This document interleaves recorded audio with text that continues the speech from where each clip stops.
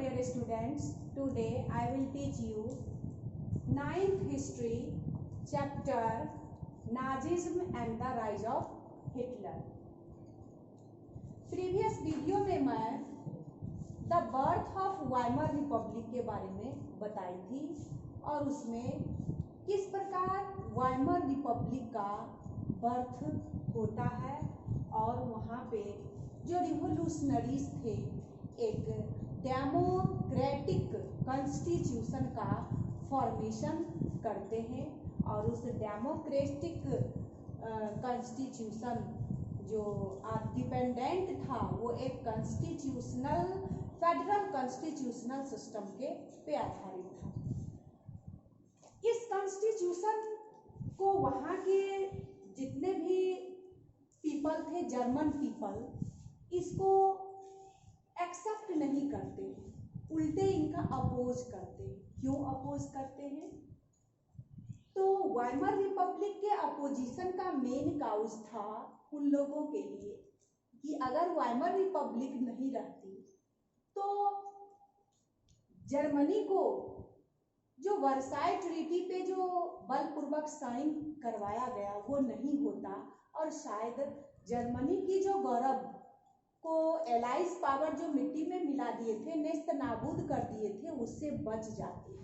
यही कारण था कि वो वाइमर रिपब्लिक का वेलकम नहीं करते हैं, उल्टे उनका अपोज करते हैं। तो आज जो इस वीडियो में हम लोग पढ़ने जा रहे हैं वो है द इफेक्ट ऑफ द वार, यानी कि वो फर्स्ट वर्ल्ड वार का यूरोपियन कंट्री पे, यानी यूरोपियन कॉन्टिनेंट में रहने वाले जितने भी कंट्री हैं उन पे क्या इफेक्ट पड़ता है। तो निश्चित रूप से किसी भी वार का किसी भी कंट्री पे एक डीप इम्प्रिंट पड़ती है, deep imprint on the European society, क्योंकि उसमें जो विनर पार्टी होते हैं वो भी और जो डिफीटर होते हैं वो भी, दोनों पार्टी के तरफ से सोल्जर्स, पैसे, धन इत्यादि की खर्च तो बार बार होती ही रहती है। इस प्रकार जो डिफीट करते हैं वो भी और जो विनर होते हैं वो भी, दोनों पार्टी को धन जन की क्षति उठानी पड़ती है। तो लास्ट में ये इकोनॉमिकल, वो कंट्री इकोनॉमिकल क्राइसिस वहाँ पे बढ़ जाते हैं। अब इकोनॉमिकल क्राइसिस वहाँ पे बढ़ने से क्या हो जाता है, लोगों को खाने पीने चीज़ों की बहुत दिक्कतें हो जाती हैं।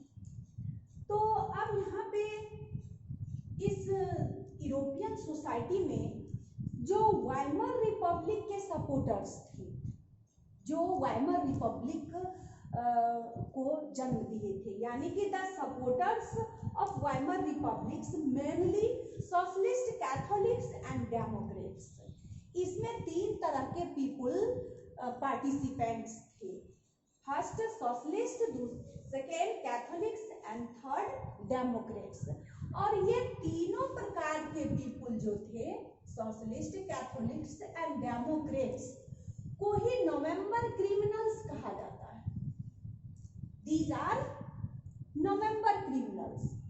तो शॉर्ट क्वेश्चन आंसर में अक्सर ये पूछा जाता है who was November criminals, November criminals क्या था। अब ये नवंबर क्रिमिनल्स जो कहा जाता था, ये किनके द्वारा ये प्रोनाउंस किया जाता था, किनके द्वारा ये क्रिटिसाइज के जरिए इन नवंबर क्रिमिनल्स नाम दिया गया है। तो अब वाइमर रिपब्लिक के अगेंस्ट में भी जर्मनी में कुछ पीपुल थे जिनका की नाम था कंजर्वेटिव नेशनलिस्ट सर्कल्स। तो इस ऑर्गेनाइजेशन में, यानी कंजर्वेटिव नेशनलिस्ट सर्कल्स में जितने भी पीपुल थे वो इस वाइमर रिपब्लिक के अगेंस्ट में काम करते थे। तो इन लोगों ने मिल करके एक ऑर्गेनाइजेशन बनाए हैं जिसका नाम है ऑर्गेनाइजेशन स्पार्टसिस्ट लीग, यानी कि ये कंजर्वेटिव नेशनलिस्ट सर्कल्स के द्वारा जो ऑर्गेनाइजेशन बनाया गया था उसका नाम था स्पार्टसिस्ट लीग, इनके द्वारा। और ये स्पार्टसिस्ट लीग के जितने भी मेंबर थे वो वाइमर रिपब्लिक के मेंबर को नवंबर क्रिमिनल्स के नाम से उनको मॉकिंग करते थे, यानी क्रिटिसाइज करते थे। तो अब यहाँ पे सवाल है कि इनको नवंबर क्रिमिनल्स क्यों कहा जाता है? इनके पीछे भी तो कुछ काउज होगा कि इनको जो बार बार नवंबर क्रिमिनल्स कहा जाता है, क्यों कहा जाता है? तब यहाँ पे ध्यान दें, आपको याद होगा जब फर्स्ट वर्ल्ड वॉर की हार होती है, या फर्स्ट वर्ल्ड वॉर जब एंड होता है और उसमें जब जर्मनी की हार होती है, तो एलाइज पावर में जितने भी पार्टिसिपेंट कंट्री थे वो सारे कंट्री इस एक्सेस पावर के बीच जो है वो एक ट्रीटी साइन करते हैं और उस ट्रीटी का नाम है वर्साई ट्रीटी। तो वर्साई ट्रीटी किस माह में हुई थी? तो नवंबर माह। वर्साई ट्रीटी किस माह में हुई थी? नवंबर माह में।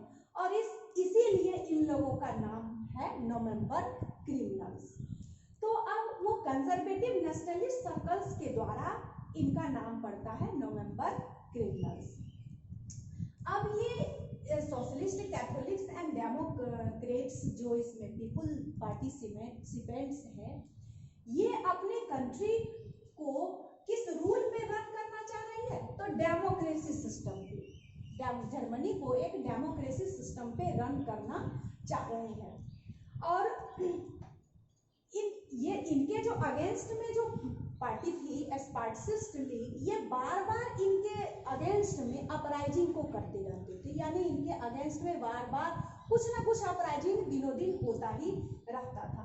तो इनके अपराइजिंग को, यानी कि ऑर्गेनाइजेशन स्पार्टिस्ट लीग के अपराइजिंग को रोकने के लिए ये सारे जो वाइमर रिपब्लिक के सपोर्टर्स थे, इन लोगों ने इनके अपराइजिंग को रोकने के लिए फ्री कॉर्प्स नामक एक ऑर्गेनाइजेशन को ऑर्गेनाइज किए थे, ताकि इनके अपराइजिंग को वो समय समय पर रोक सके और जर्मनी को एक नए ढांचा प्रदान कर सके। इसलिए लिखा है crushed the uprising with the help of the war veteran organisation called free corps. तो ये भी शॉर्ट क्वेश्चन में अक्सर पूछा जाता है, व्हाट इज फ्री कॉर्प्स, चाहे what was free corps, free corps क्या था? तो free corps was a organisation crushed the uprising with the help of war veteran. मतलब इसमें जितने भी पार्टिसिपेंट्स शामिल थे सोल्जर्स ही थे, लेकिन वो वैसे सोल्जर्स इसमें शामिल थे जो काफी उनको ट्रेनिंग मिली हुई थी, इसीलिए उनके अपराइजिंग को ये बार बार रोके रहते थे। अब देखेंगे कि ये जो स्पार्टिस्ट लीग में स्पार्टिस्ट लीग का जो ऑर्गेनाइजेशन हुआ, इनका स्ट्रक्चर किस सिस्टम पे आधारित था? तो ऑन द पैटर्न ऑफ बॉल्शेविक्स। इसके प्रीवियस वीडियो में मैं बताई थी, बॉल्शेविक एंड मेंशेविक दो पार्टी थे। तो इनका जो पैटर्न था वो बॉल्शेविक रिवॉल्यूशन पे डिपेंडेंट थी, और इनकी जो थ्योरी थी, यानी कि ये ऑर्गेनाइजेशन स्पार्टिस्ट लीग की जो थ्योरी थी वो कम्युनिज्म की थ्योरी थी। इसीलिए ये लोग form the communist party of Germany, इसीलिए इन्होंने जर्मनी में कम्युनिस्ट पार्टी की स्थापना किए थे। अब यहाँ पे हम क्या देखते हैं कि यहाँ पे जर्मनी में दो तरह के रिवोल्यूशनरीज हैं, एक वाइमर के सपोर्टर्स हैं, एक वाइमर के अगेंस्ट में है। तो अब क्या होती है कि इनकी भी थ्योरी अलग है और इनकी भी थ्योरी अलग है। ये इनकी थ्योरी डेमोक्रेसी पे आधारित था और उनकी थ्योरी कम्युनिज्म की थ्योरी पे आधारित था।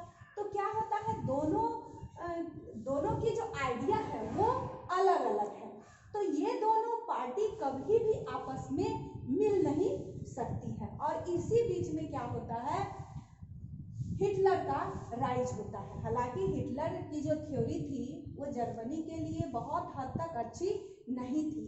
अगर ये दोनों पार्टी, ये दोनों दल की थ्योरी अगर एक होती तो ये दोनों पार्टी एक हो करके हिटलर का अपोज करते, लेकिन ये दोनों पार्टी कभी एक हो ही नहीं सकती है क्योंकि दोनों की थ्योरी अलग अलग थी।